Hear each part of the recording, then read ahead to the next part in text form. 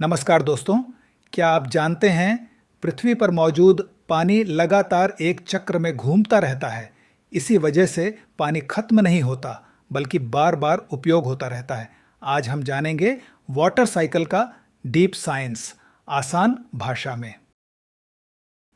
Part 1, evaporation. सबसे पहले सूरज की ऊर्जा पृथ्वी के पानी को गर्म करती है। समुद्र, नदियां और झीलों का पानी भाप बनकर ऊपर उठता है। इसे कहते हैं इवेपोरेशन। एग्जाम्पल, जैसे गर्म चाय की प्याली से भाप उठती है, वैसे ही समुद्र और झीलों का पानी भी ऊपर जाता है।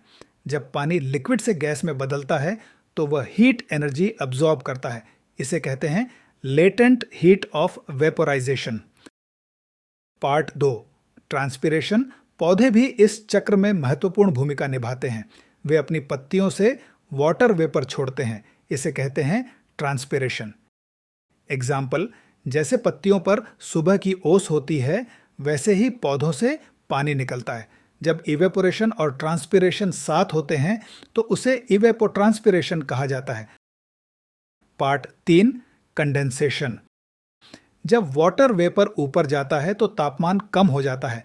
भाप ठंडी होकर छोटे छोटे पानी की बूंदों में बदलती है। इसे कहते हैं कॉन्डेंसेशन। एग्जाम्पल, जैसे ठंडी खिड़की पर भाप जमा होती है, वैसे ही हवा में टाइनी पार्टिकल्स पर वाटर वेपर जमा होकर बादल बनाते हैं।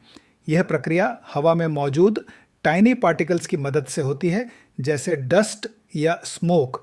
इन्हें कहते हैं कॉन्डेंसेशन न्यूक्लियाई। Part 4, precipitation. जब बादलों में ये पानी की बूंदें आपस में मिलकर बड़ी हो जाती हैं तो वे भारी होकर नीचे गिरती हैं। एग्जाम्पल, जैसे पानी से भरी बाल्टी उल्टी गिरती है, वैसे ही बारिश बर्फ या ओलों के रूप में पृथ्वी पर आती है। इसे कहते हैं प्रेसिपिटेशन। पार्ट 5, कलेक्शन और ग्राउंड वाटर। गिरने के बाद पानी नदियों, झीलों और समुद्र में जमा होता है।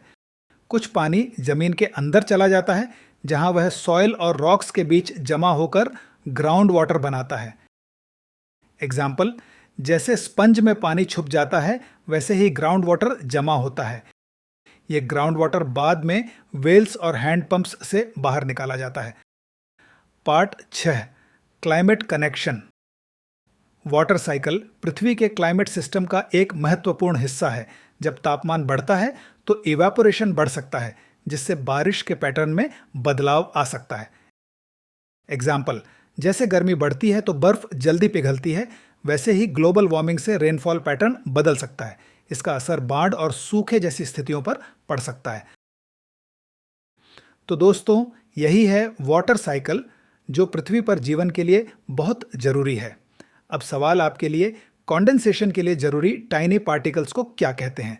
कमेंट में जवाब दें और वीडियो पसंद आए तो लाइक, सब्सक्राइब और शेयर जरूर करें।